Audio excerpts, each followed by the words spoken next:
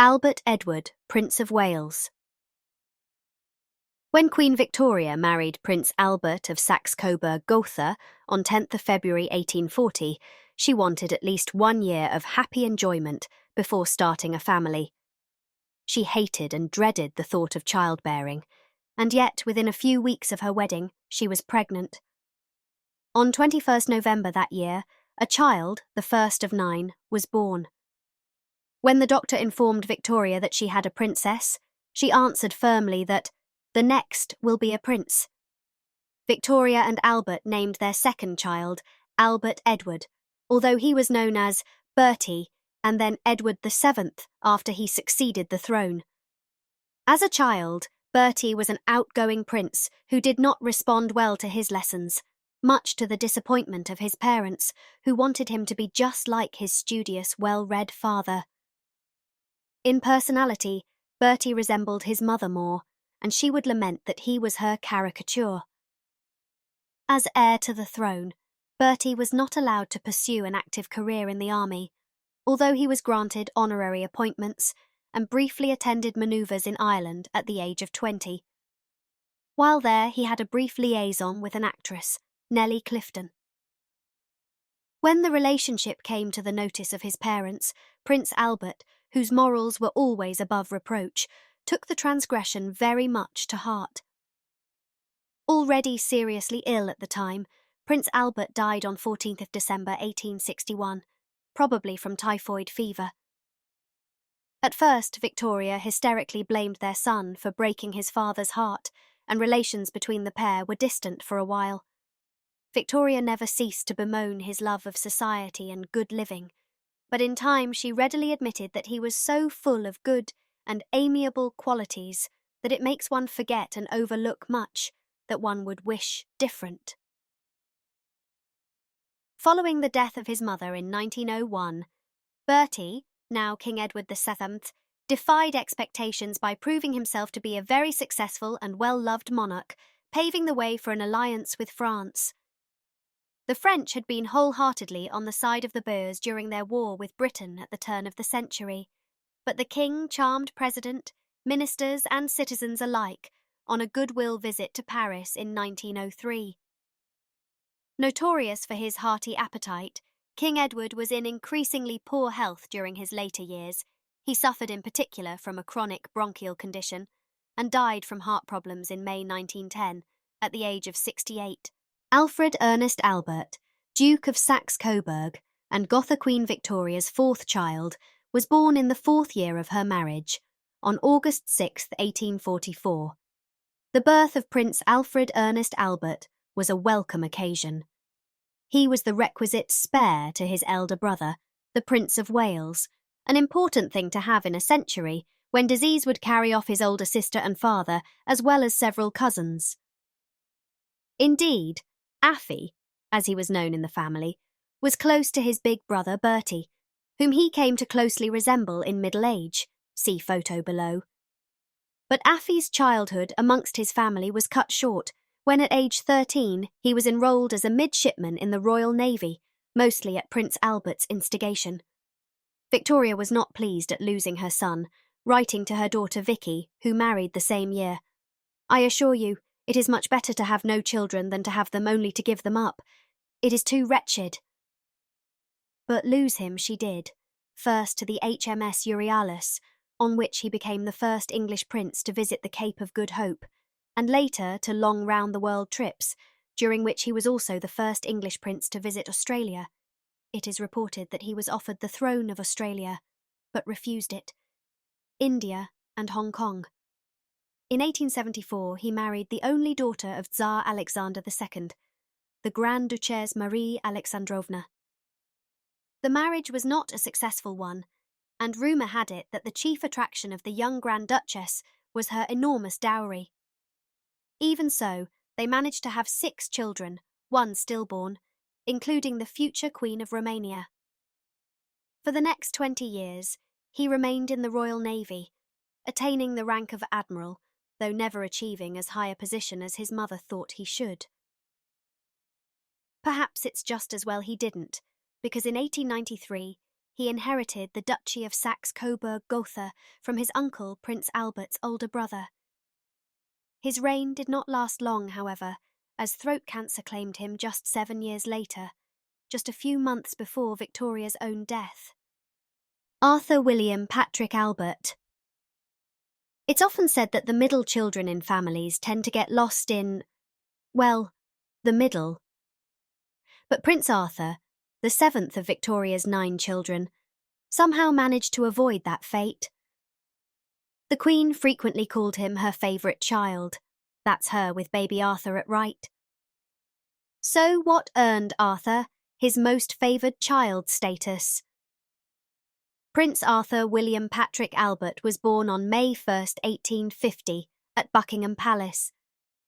As he shared his birthday with Arthur Wellesley, Duke of Wellington, who by now had reached mythic status as the victor of the Battle of Waterloo, the Duke was asked to be one of his godfathers and lent the new royal baby his name. The Queen seemed to dote on this well-behaved, easygoing child from the start. She adored little Arthur from the day of his birth. Unusual, for she was not fond of infants. He was her precious love, who has never given us a day's sorrow or trouble, and was dearer than any of the others put together. Phew.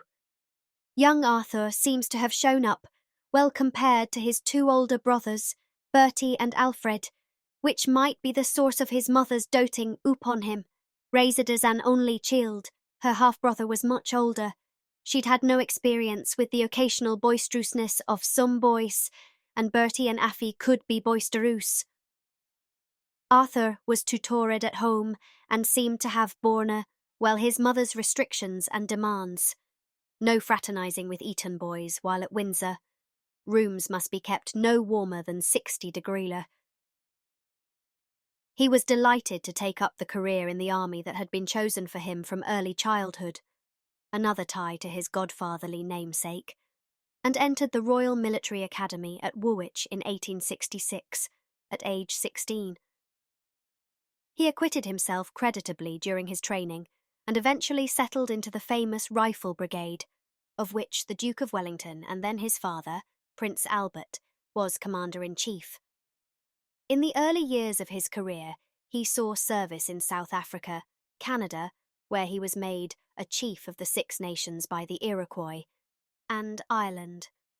The Queen made him Duke of Connaught and Strathearn in 1874, and was delighted when he married Princess Louise of Prussia in 1879. Their marriage was a happy one, and produced 3 children: Margaret, later Crown Princess of Sweden, Arthur, and Patricia. In his later years, and especially after his wife died in 1917, he was close to Leonie Leslie, aunt of Winston Churchill. Arthur continued to perform both his army and royal duties, was made a field marshal, though he was disappointed never to become commander-in-chief of the army, as his mother hoped he would, and in 1911 became Viceroy of Canada, the only member of the royal family to have served thus. After his return from Canada, where he was quite popular and well-liked, he didn't hold any further official positions, but continued his ceremonial and advisory duties right up to World War II, dying in 1942 at age 91. Leopold George Duncan. Albert, Queen Victoria's 8th child and 4th son, came into the world at Buckingham Palace on April 7, 1853.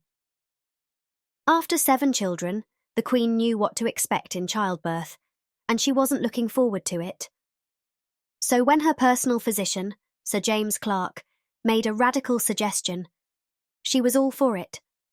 And so the Queen of England became an early adopter of chloroform to help ease the pain of childbirth. She was so delighted with the results that she publicly endorsed the drug's use, much to the array of the medical establishment of the time, which felt that pain in childbirth was divinely ordained.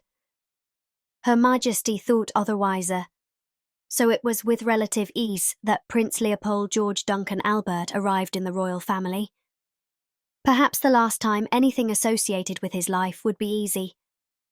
He was not an attractive child, and coming after handsome and sunny-natured Arthur, the Queen's favourite, made his unattractiveness seem even worse. Fortunately, the two brothers loved each other dearly and would be close all their lives. But how long would that life be, in Leopold's case?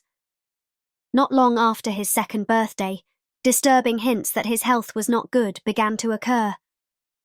Though it would be a few years before Leopold's diagnosis would be confirmed, that year marked the appearance of symptoms of his haemophilia.